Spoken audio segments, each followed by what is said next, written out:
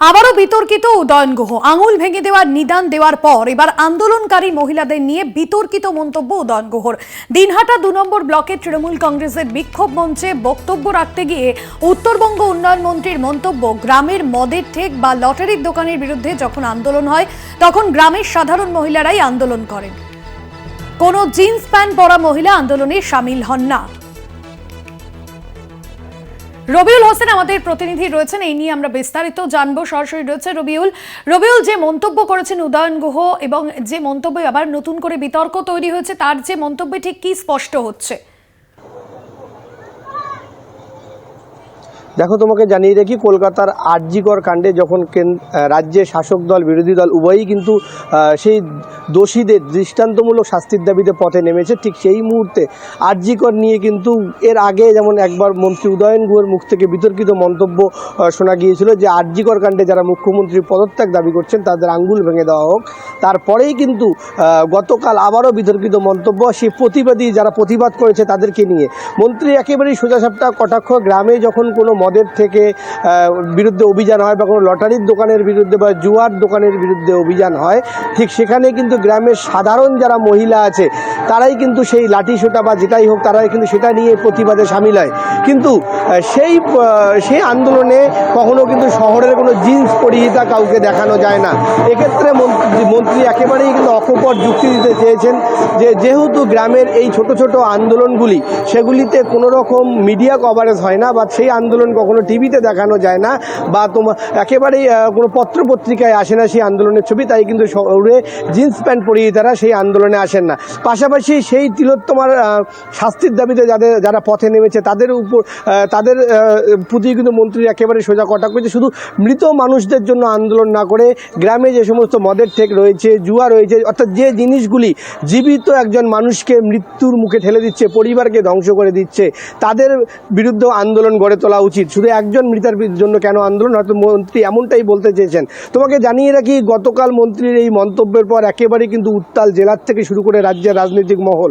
একদিকে যেমন শাসক দল তৃণমূল কংগ্রেসের যারা কর্মী সমর্থক থেকে শুরু করে স্থানীয় নেতৃত্ব যারা রয়েছেন তারা কিন্তু মন্ত্রীর সেই মন্তব্যকে একেবারেই সপাটে সমর্থন জানাচ্ছেন। তারা বলছেন যে মন্ত্রী তো ঠিকই কথা বলেছেন, মন্ত্রী যেটা বলেছেন যে শুধু যখন এই ঘটনা নিয়ে আন্দোলন চলছে রাজ্য জুড়ে আর তারই মাঝে তার এই বিতর্কিত মন্তব্য। ধন্যবাদ জানাবো তোমাকে। সরাসরি রবিউল ছিলেন আমাদের সঙ্গে, আমাদের প্রতিনিধি। কি বলেছেন উদয়ন গুহ আপনাদের শোনাবো। কত পরিবার আছে মদ খেয়ে খেয়ে খেয়ে বিশ্ব হয়ে গিয়ে আত্মহত্যা করছে কিংবা লিভার পচে গিয়ে মারা যাচ্ছে।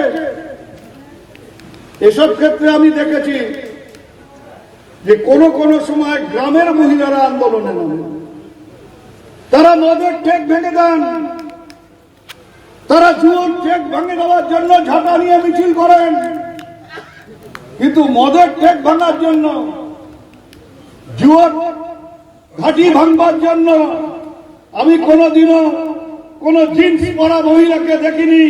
আমি কোনোদিনও বয়কট চুল আনা কোনো মহিলাকে দেখিনি যে জুয়ার ঘাঁটি ভেঙে দেওয়ার জন্য, মদের ঘাঁটি ভেঙে দেওয়ার জন্য রাস্তায় নামে।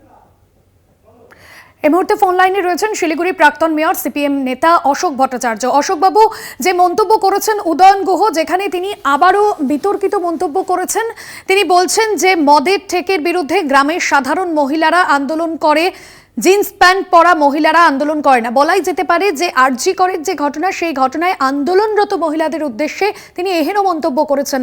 আপনার কি প্রতিক্রিয়া?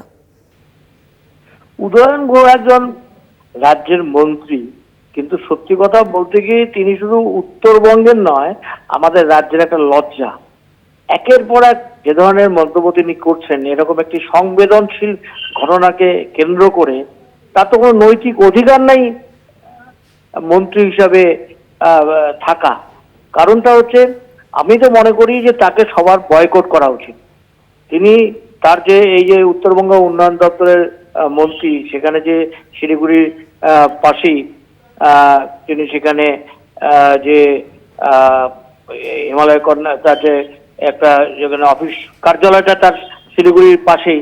আমি তো বলবো শিলিগুড়ির সমস্ত স্তরের মানুষকে বলবো, গ্রামে শহরে সবাই মানুষকে তার বিরুদ্ধে বিক্ষোভ করা উচিত, তাকে কালো পতাকা দেখানো উচিত, এবং তার মন্ত্রী চেয়ারে বসার কোনো নৈতিক অধিকার নাই, এবং তাকে সব মানুষের বয়কট করা উচিত। এটা আমার হচ্ছে আমার প্রস্তাব। এবং আমি এই ধরনের মন্তব্যে, তার এই ধরনের মন্তব্যের একটা সংবেদনশীল একটা ঘটনাকে কেন্দ্র করে, এবং যারা মেয়েরা যার বিরুদ্ধে হ্যাঁ, এইরকম প্রতিবাদ আন্দোলনে নেমেছে, আমি তার এই মন্তব্যের তীব্র প্রতিবাদ করছি। ধন্যবাদ জানাবো আপনাকে।